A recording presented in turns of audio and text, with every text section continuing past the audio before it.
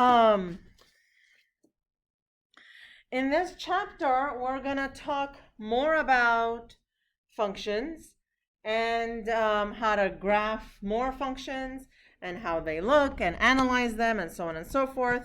We're going to start in this lesson by what we call a power function, right?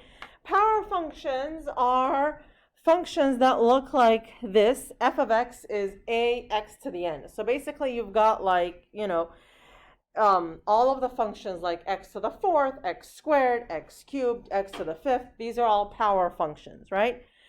All right, so when you have ax to the n, okay, there can be a couple of possibilities. So first of all, n can be even or n can be odd, right? So n, remember, is the exponent. So imagine you have, for example, f of x is equal to x to the power of an even number, like 2, okay? Or f of x is equal to 3x to the 4, right? And so on and so forth. So in both of these cases, n is even. Now, one other thing can happen, and that is the coefficient here can either be positive or negative, right? So I can have f of x is equal to x squared, or I can have f of x equal to negative x squared. I can have f of x is 3x to the 4 or negative 3x to the 4, right?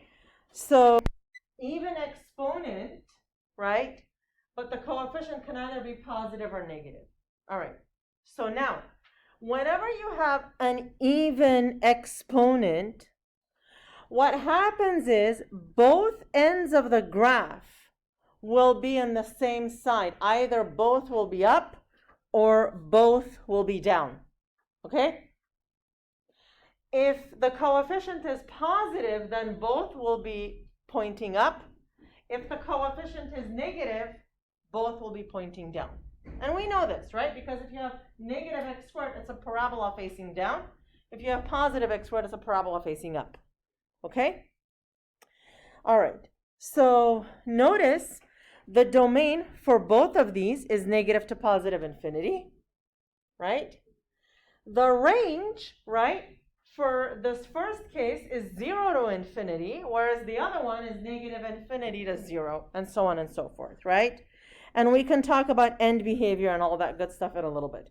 So that's if the exponent is positive. Now, what if, that's if the exponent is even. Well, what if the exponent is odd? Well, in this case, both ends will not be in the same direction. One end will be up where the other one will be down, all right? So the ends will be facing in the opposite directions. So here, if I have f of x is equal to positive x cubed, right? For example, f of x is equal to x to the 5th, f of x is equal to 7x to the 7, whatever, right? These are all the positive coefficients. And when that happens, the right side is up, the left side is down, okay? Now, are we going to memorize that? No, we never memorize anything in this class. Let's figure it out. Let's reason it out. You have a positive coefficient, x cubed. If you plug a positive x value in there, x equals 2, the y value will be positive, right? X equals negative 2 cubed, the y value will be negative. So that's how you know in the positive x's region, it goes up. In the negative x's, it goes down. As opposed to if you have, for example, f of x is negative x cubed. Now, if I plug in an x from the positive x values, right? So for example, x equals 2. Is y positive or negative? Negative. But if x is negative 2, then it's negative 8, positive. You see that? Okay? So that's how that works. Domain and range for these is positive to negative infinity. Okay. Let's graph some of these, all right? Let's see what we're going to do. Okay. So first of all, before I even graph, can I figure out domain of this function? Yep, it's all real numbers. Okay? Now, this is half x to the 6. It's an even power. That means are both ends going to be together or different? Together. And if it's positive, they're both going to be up. So I know that the range, it's going to start from 0 and go up, right? Okay, so let's go ahead and graph that and see how it's going to look. When x is 0, y is 0. Now, as far as graphing these, you should be able to generate a pretty accurate graph. And really, at this point, you're old enough, you're wise enough that it's up to you how you want to do this. You can pick points, or you can do it the way we were doing the parabolas. So for example, this is x to the 6. So I know if I go over 1, I need to go up 1 to the 6, 1 unit. But there is a half in front, so I go up a half. What else could you do? Plug in a 1, right? And you get a half. Okay. If I go over 2, I should go up 2 to the 6, which is 64. But there is a half in front, so I'm going to go up 32. And that's still a very, very large number to go up. So I know, though, it's going to like just shoot up like this. So this is a good enough approximation.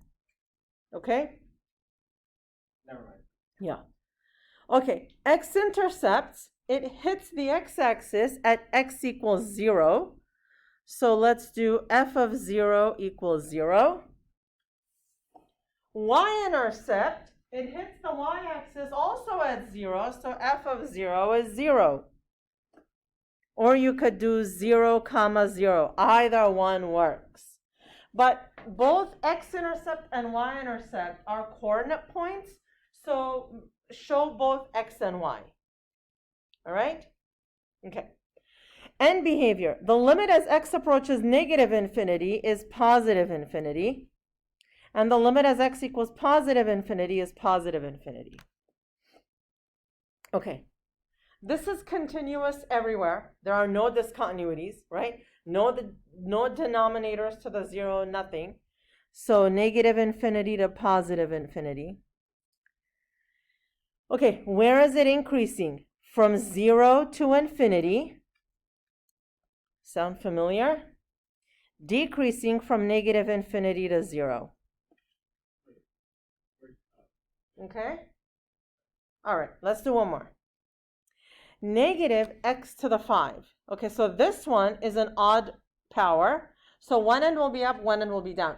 So to the right, will it go up or down? Down.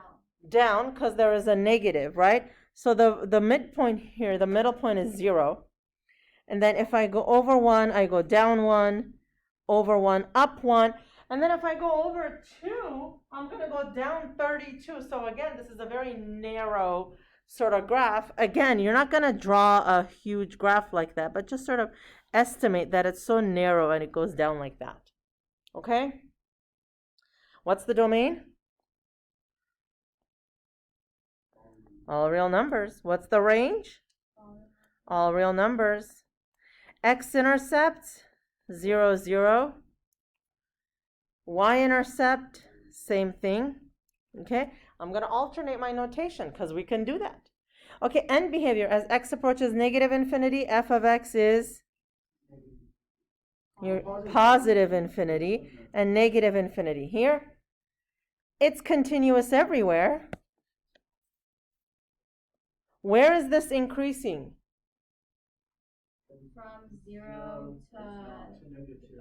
They're never increasing. It's always decreasing.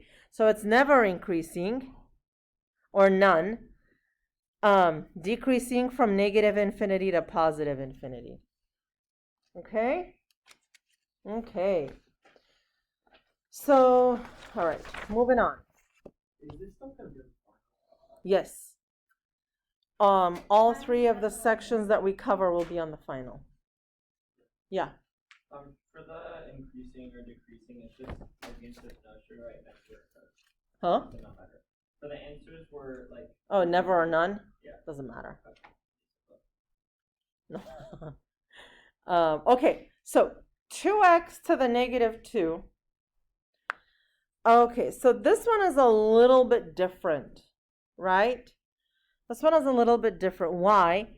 Because this is 2 over x squared, right? 2 over x squared. So now, can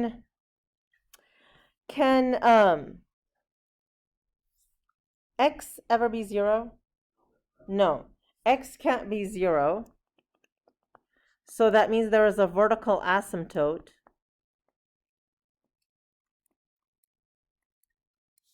at x equals 0.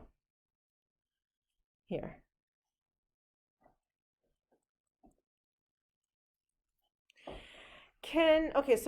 Okay, when x is 1, what's y?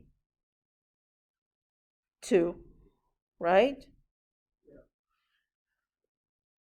When x is 2, what's y? 4. One. Oh, 1. A half. A half. Wait, when x is 2. So x is 0, x is 1, y is 2. X is 2, y is 2 over 4, 1/2. Oh, I see. Yeah? Can I plug in a number for x to make y 0? Y is never going to be 0. Because then it would be undefined. Y can never be 0, so there's also a horizontal asymptote at y equals 0. Not at, but y equals 0 here. Okay? So the way this will look is, if you plug in some numbers, it will just keep like going down, down, down, down, down, and up like that. Now, what if I plug in -1?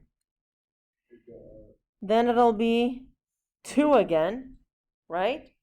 Because squared, 2 over -1 squared. Yeah, it doesn't. So -2 will be 1/2. So it'll look like this. Okay? Okay? All right? So what's the domain? Is it? Oh, Anything greater Besides than 0. Good. Okay, so -infinity to 0, 0 to infinity. The range is everything above 0. Any x-intercepts? No. Any y-intercepts? No. Okay. End behavior. What happens as x approaches -infinity? Where does this go? 0. And as x approaches positive infinity? 0. Okay. So it's continuous. Well, it's continuous everywhere on its domain, from -infinity to 0, and then 0 to infinity. The only discontinuity is that x equals 0. But like it's continuous here, there's nothing there, and there's nothing there. I was thinking constant. Yeah. And then it's increasing from -infinity to 0, closed, decreasing from 0. Oh, sorry. I can't close it at 0, right? Because it's not in the domain. So 0 to infinity. Okay.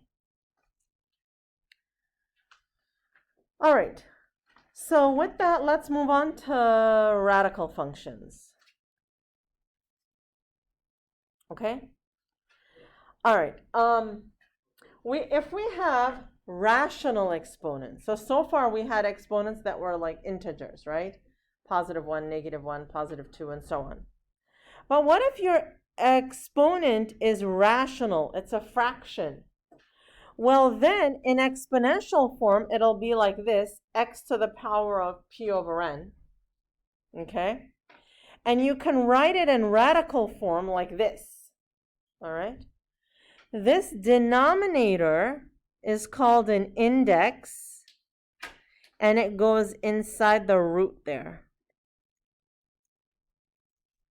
Okay?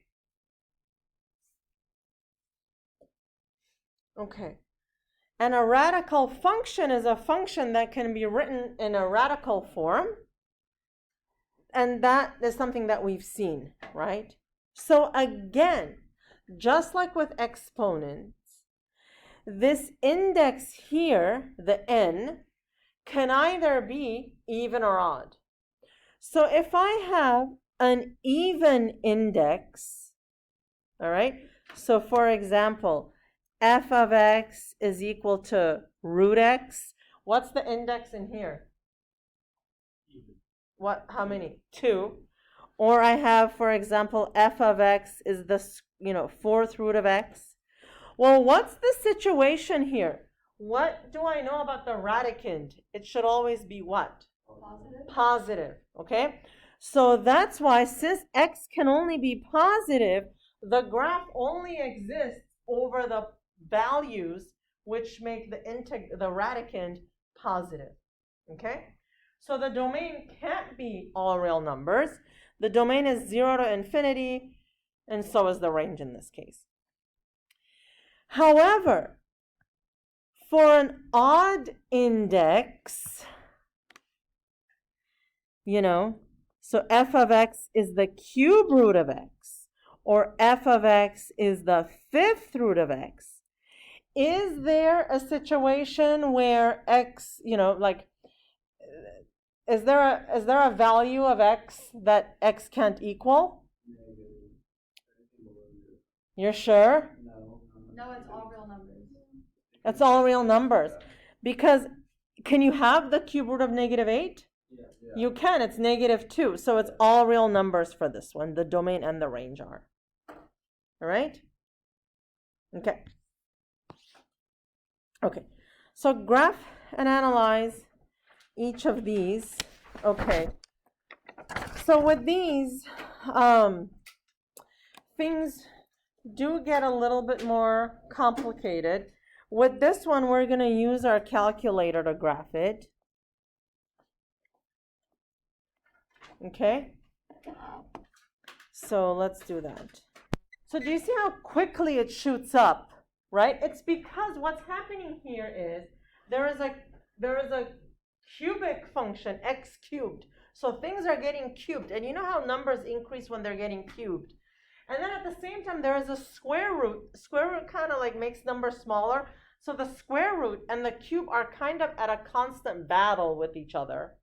All right? And eventually, one will win over the other. So what I want us to look at here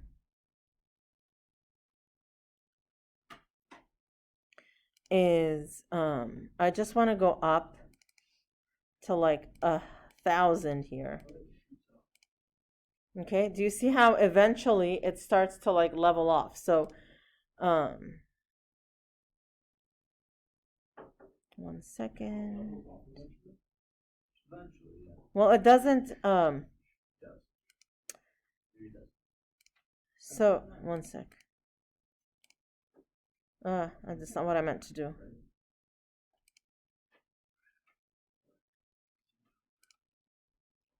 I just want to give you guys a... Okay, so do you see how... So if I go up to 1,000 and, make this wide 100 wide, do you see how, quickly it's just shooting up, up, up, up, up? Okay, so how are we going to graph that here? Well, it's hard to do, right? But given what you have, all you need is a couple of points. So at 0, this is 0. And then so if I trace when x equals 1, it's 7-ish, okay? So that's good enough. Each one 2 points. Yeah, well, 2 or 3, I'll let you guys know, okay? All right, so here, what's the domain? Well, it's a square root. So 0 to infinity. The range is also 0 to infinity.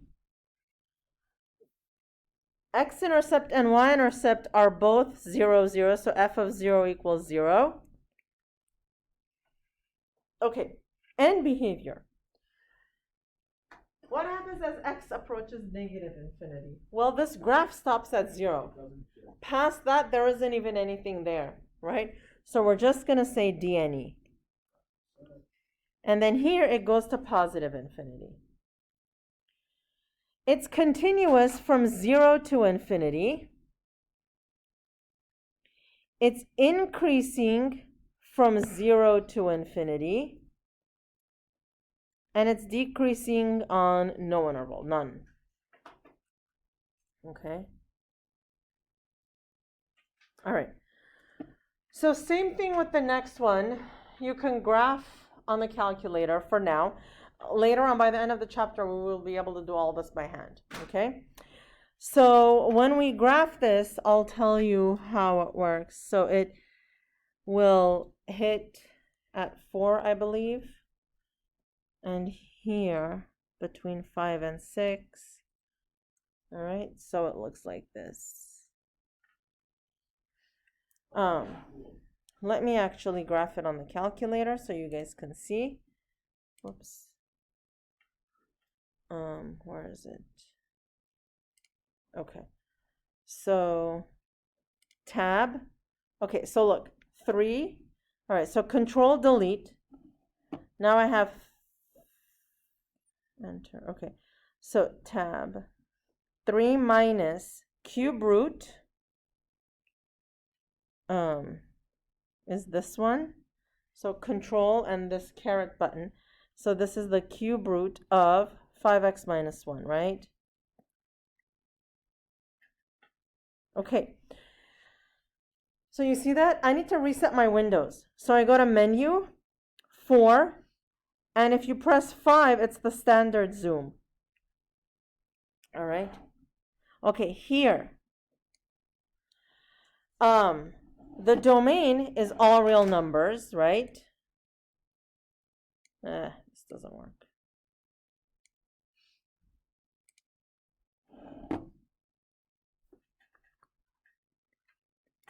The range is all real numbers. Okay, X-Intercepts.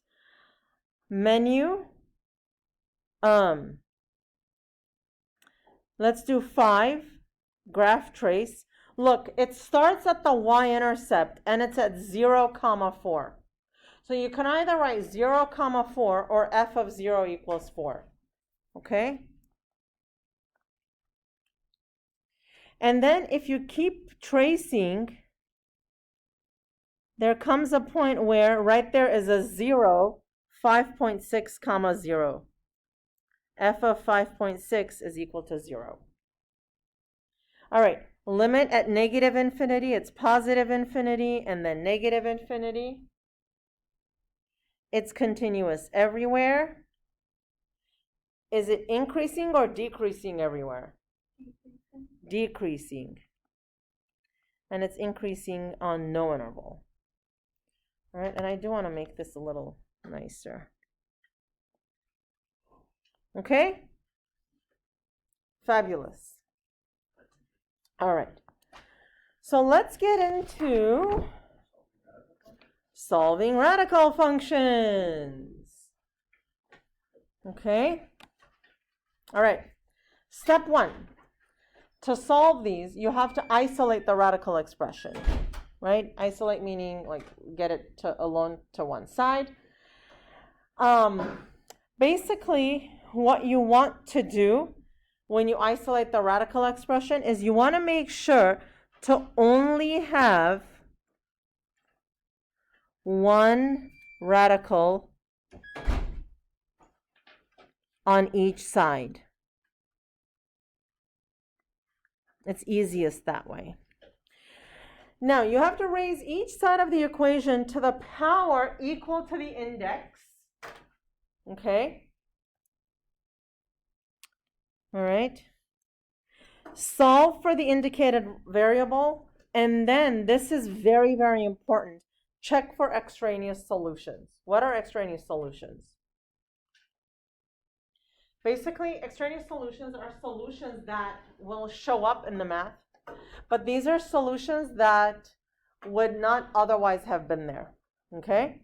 But because you square both sides, you add extra solutions that would otherwise not have been there. Okay, so here we go. Let's isolate this root first. So I'm going to add 3 to both sides.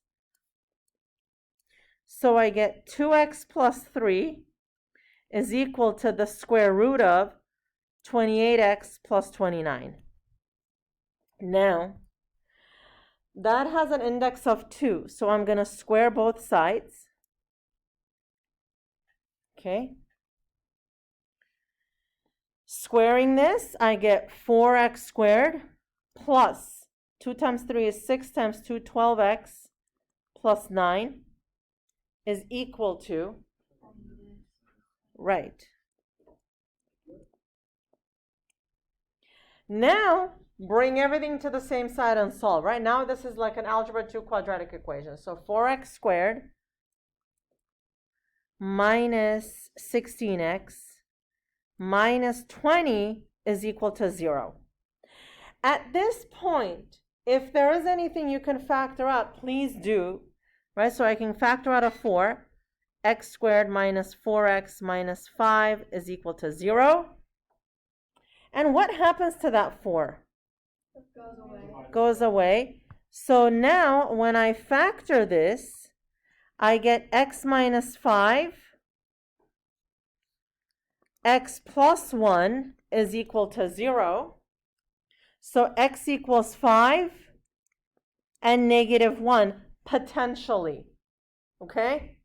Now you need to check your answers, both of them. Yes?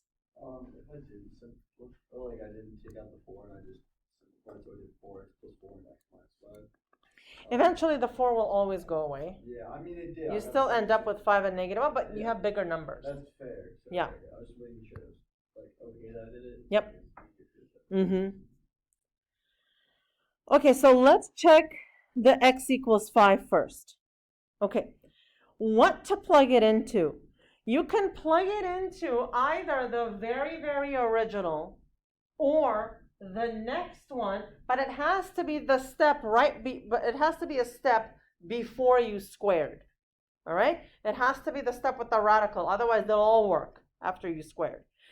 So I'm going to plug it into the first one. So this is going to be 2 times 5. Is this equal to the square root of 28 times 5 plus 29 minus 3? And guess what? It is. Okay? Spoiler alert. The next one, negative 1. 2 times negative 1. Is this equal to negative 28 plus 29 minus 3? No. Well, this one, negative 20 plus, that's 1. Minus 3 is negative 2 equals to negative 2. That does work. Okay, so both of them work. So you say x is 5 and negative 1. They could both work. One might work or none might work.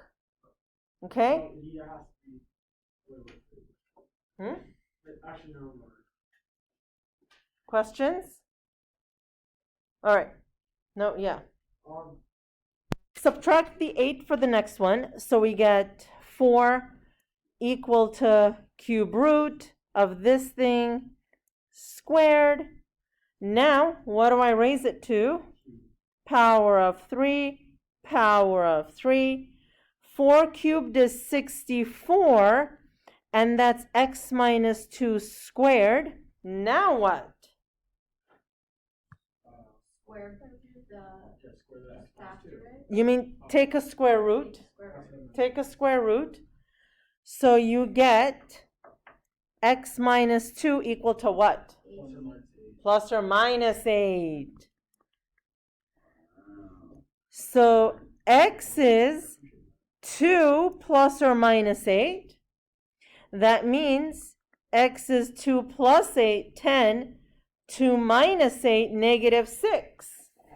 Now, let's talk about checking for extraneous solutions. Where did this come from? What type of root did we have here? What type of radical? We had an odd index, right? A cube root. What is the domain of a cube root function? All real numbers. All real numbers. So there is not an issue here. that means you don't need to check it. Okay? Because the reason why we check for the other ones is, technically, this was a square root. And you know in a square root graph, right, that a square root graph technically only exists on half of the number line system, right? When you square it though, that requirement goes away because the radical goes away, and so now you're saying it exists everywhere, so you have to keep checking. But the cube root, you never had an issue to begin with. Any x value was fair game, but not any x value was fair game for the square root. Okay, all right, Ben. So when you have more than one radical in the equation, you want to make sure, like I said up here, to only have one radical on each side. It's just so much easier to solve that way. Okay, so here we go. We do have one on each side. So what we're going to do is start by squaring both sides. Square, square. Okay. The left side, just x plus 1. The right side, please be careful here. Remember, how do we square a binomial? A plus b squared. You square the first one, you get a 1, plus the middle term is 2 times the root times this, plus the square of the radical, root 2x minus 12. Not root, sorry, just 2x minus 12. Okay? Yeah, that's a minus 12. It looks like a plus 2.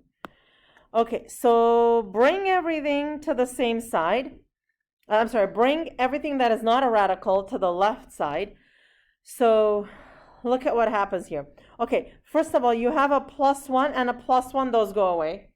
Okay, so now I'm going to have negative x plus 12 equal to 2 times the square root of 2x minus 12. Okay, well, guess what? I still have a radical, so I need to square again. So let's square again. Square, square. Okay, so I divide out the 2 when all the numbers are divisible by 2. But now when I divide, I'm going to have, okay, 12 divided by 2, that'll be a 6. But then I'm going to have negative 1 over 2x. And that's a bigger problem to have a fraction than not, right? Okay, so here let's square. So it's x squared minus 24x plus 144 is equal to how much? 4 plus Times. Sorry, 4 times. Good. So x squared minus 24x. Oh, I forgot you don't square the. Yeah. This is going to be 8x minus 48. So x squared, bring in the negative 8, so negative 32x plus 192 is equal to 0. Okay, now we got to factor this. So it's x and x. Well, yeah. So two numbers that multiply to 192, but add to 8. I'm sorry, add to 30. Multiply to 192, add to 32. Guess what? They're cute little numbers. Negative 24 and negative 8. We can have calculators for these. So on the test, you won't have numbers like this. Like on a test or a quiz, you won't have numbers this big. That's the thing. Like the good problems, we save for like the tests and quizzes, right? And then like the, you know, like this is like a B-list problem, right? That's good enough for the notes. No offense problem. Okay. So x is 24 and x is 8. Possibly. We got to check now. Okay, so I'm going to plug it into the first line over there. So the square root of 24 plus 1 is 25. Is this equal to 1 plus the square root of 2 times 24 is 48, minus 12. Well, let's see. Is 5 equal to 1 plus root 36 is 6? Okay, so no, it's not. No. Right? So it doesn't work. Wait, Dang, that new calculations. Oh, yes, 1 plus 6 is not 5. Right. You want it to be, right? It's tricky. So now let's check x equals 8. Now you're extremely. The square root of 8 plus 1, 9. Is this equal to 1 plus the square root of 16 minus 12? 3 on this side. Is this equal to 1 plus 16 minus 12 is 4? Square root of 4 is 2? Yes, it works. So the only answer then is x equals 8. We throw away the extraneous solution. Okay? And that is lesson 1.